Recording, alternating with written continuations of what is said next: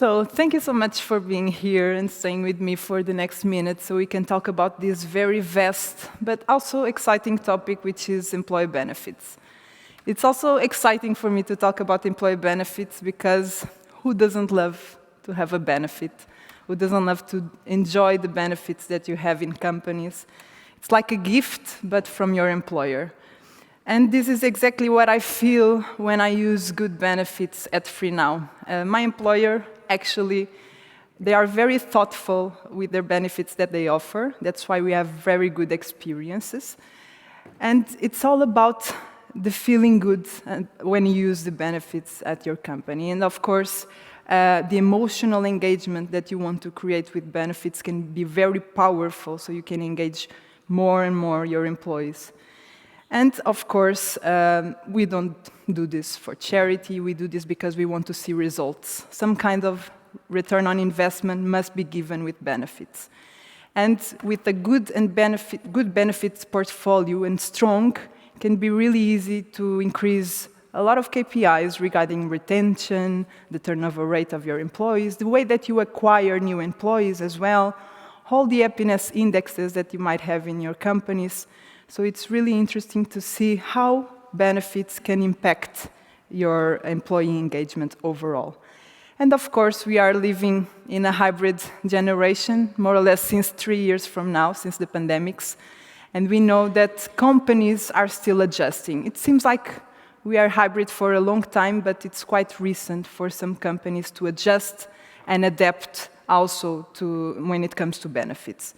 So that's why we are connecting these two topics, hybrid generation and employee benefits, so we understand exactly what we need to do in order to have a really good and updated benefit portfolio. So we're going to see first, in a very high-level view, how is this big shift to remote happening nowadays, how it happened since the COVID outbreak in 2020. So we already know it was a big boom all over the world, especially in big urban centers. So the remote and hybrid work boomed a lot. You can see here cities like Stockholm, for example. This study from Eurostat is from November 2022, so it's quite recent. So you can see that cities like Stockholm with 40% of employees being at least hybrid, or for example here, Hamburg, 29% of employees being at least in a hybrid working model.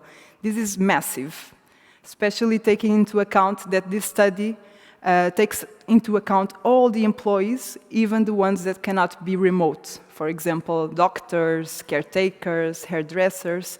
So it already represents a huge proportion of the workforce. And it's going to grow, it's growing still. So from 2019 to nowadays, we can see that 400% was the increase of the remote and hybrid work. So this was really a big switch. We normally don't see an increase like this in the behavior that we have in the workforce. So we really need to take this into consideration also for benefits. This is a list view of the countries. So you have, for example, the Netherlands, Luxembourg, Sweden, top 3 countries having remote and hybrid boom in 2022. This is going to grow still in 2023.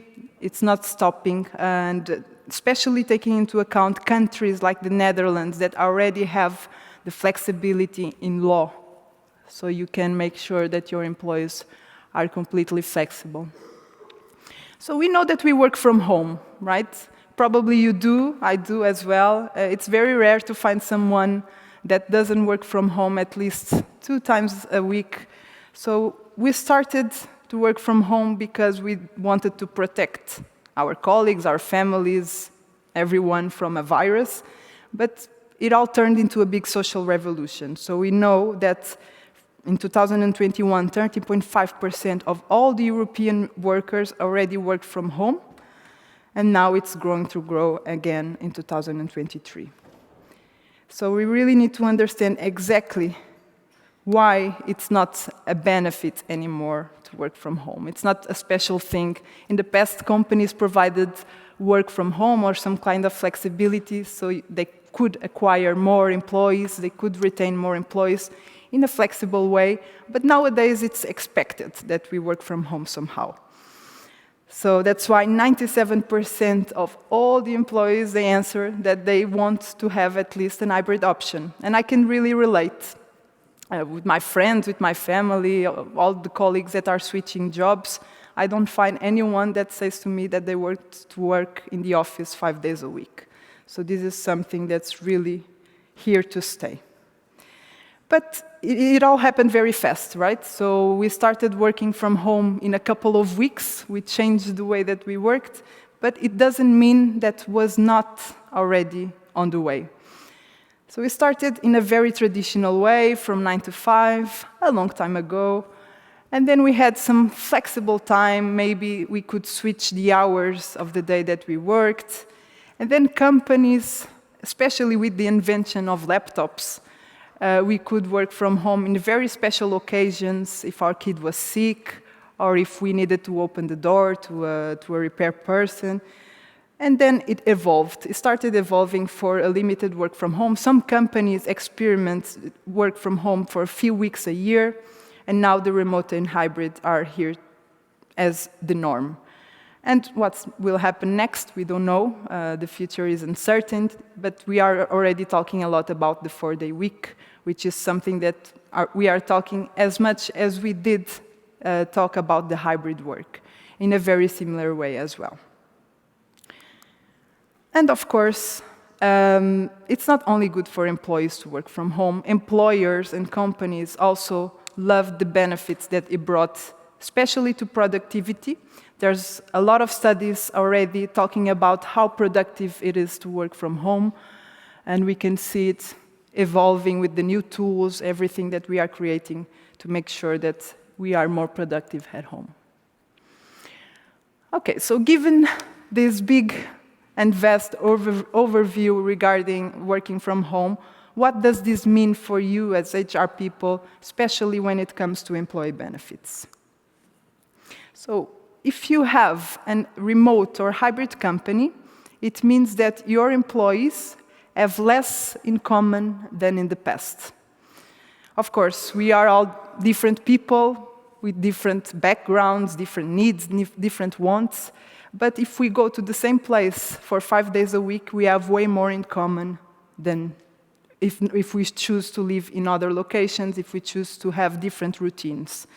So if you work in the countryside, you will have a very different day-to-day life. Your routine will be very different. Your needs will be very different also when it comes to benefits, because benefits will be part of your personal life.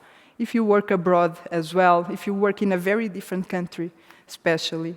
And of course, if you go to the office a few days a week, or if you go to the office full-time, all this is very different. And it's not only taking into account the way that you work. So this is only a part of the full diversity that you might have in your company. And of course, diversity is something that we have way more than before, and it's a good thing. As a society, we should push for more and more diversity, and we should take into account different things, such as the location, the seniority level of your people, and all the demographics. Of course, me, being a 30-year-old woman living in Lisbon, I will have different needs and different wants than a couple of 50-year-old people living in the countryside of Germany with 2 kids. So how can we really make sure that we can keep all this diversity happy with one single or a couple of benefits? So there's a lot to say about employee happiness, right? So there's different pillars: the work-life balance, team relationships, the way that we grow in our career, salary and benefits. We know that. But and all of them together, they do a big strategy, and if you can really make them all grow together, it's the ideal world. But there's one of them, which is salary and benefits, that is the most straightforward way that a person needs to, or to accept a job, or to understand how they are happy in their team. So I would say that salary and benefits is the core pillar that we have a little bit more control in the way that we can manage it, especially if it's in an immediate way. So how do employee benefits look like in this remote world? How should they look like as well? How can we make sure that we have remote-friendly employee benefits for nowadays? So the question that we should ask is what is valuable to all this type of employees, not only the way that they work, but also regarding the demographics. So these are 6 factors, six aspects, different aspects that we should take into consideration when choosing a big and good benefit portfolio. First of all, your benefits should be measurable. So this looks very basic, but we've been talking with a lot of HR leaders and companies around Europe, and it's not so basic because most people don't know how to measure their benefits. They don't know how many people use them, how much do they use them, for how long do they use them, how frequent do they use them. So this is all the data that you need to do and that you need to understand in order so you can have your return on investment and really understand what's happening. They should be flexible, of course, taking into consideration all that I said regarding the different setups of your team. I want to be able to use my benefit in the countryside as much as I use my benefit in the city center or in another country in the world. So they should be really flexible and be able to use it any time of the day as I wish as an employee. They should be digital. We live in a digital world, right? So it makes sense that our benefits are also digital.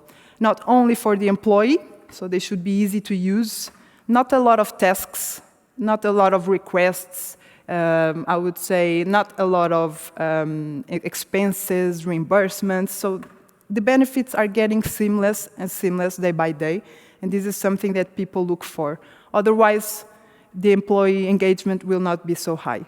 Also, when it comes to the admin part, for you as HR people, it's way easier to manage a benefit which is digital, and with some clicks you can just understand what's happening and you can control everything. They should feel like gifts, so they should be relevant somehow. They should be something that you really want to use and it makes the difference in your day if you use it. That's why we understand that if they are generous, they will be way more used than if they are not. So we have a rate of usage normally from 80% above. It's a good rate for your employees to use the benefit. They should be international, so once again, I want to be able to use my benefit in any country of the world, especially if I live abroad. And they should be very impactful for you in your life. So this is the way that you will be able to create the engagement and your employees will really stick to the benefit portfolio that you are offering. So at least if you can use your benefit once a week, you can say that something impactful is coming out of it. Of course, we are talking with a lot of companies that after and during the pandemics are assessing the benefit portfolio that they have.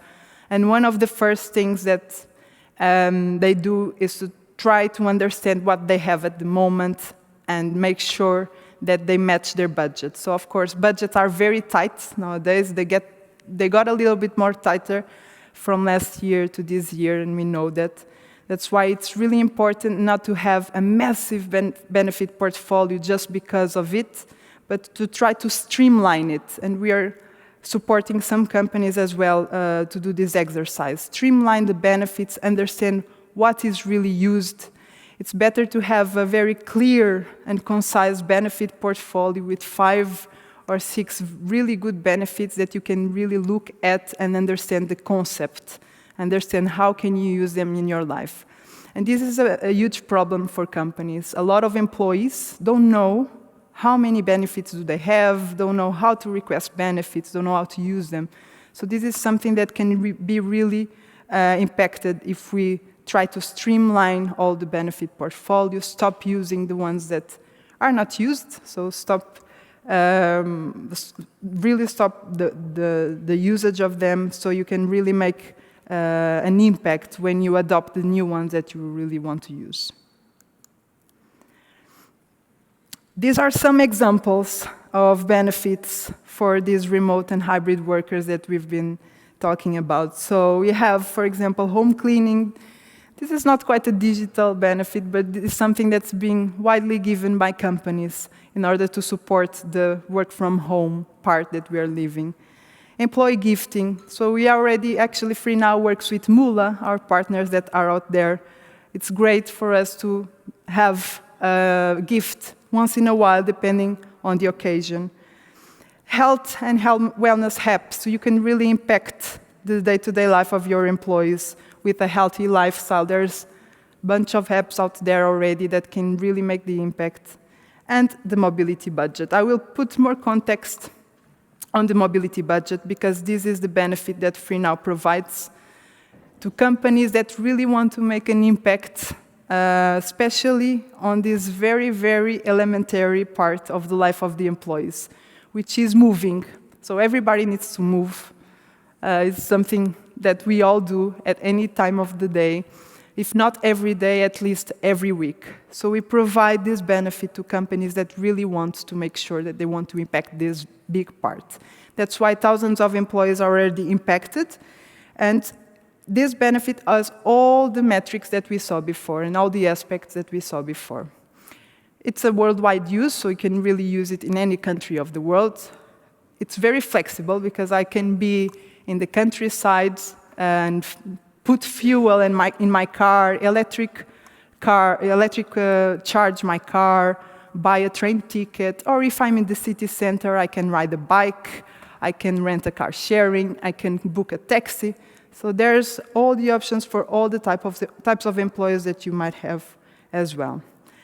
And above all, it's very simple to use. So not only simple for the employee, because they will have one app, which is the Free Now app, that they can use it in any city in Europe, and also they have the benefit card. So you can see that this card can be used already outside of the app, so you can buy all the mobility options outside of Free Now. And of course, for the HR people, we really want to make sure that you focus on your core work. So this benefit is very seamless to use. It doesn't add too much on the time that you really need to take into consideration regarding the management of the budget. So this is why I have this question for you, so we can feel the temperature in the room. So have you thought about implementing a travel benefit like this before? So you can just point your phones in this QR code. There's a list of answers. You can just answer the one that you are more related to. So you can feel the temperature if you know the concept, if you already heard about it before. And I will be able to see the answers here.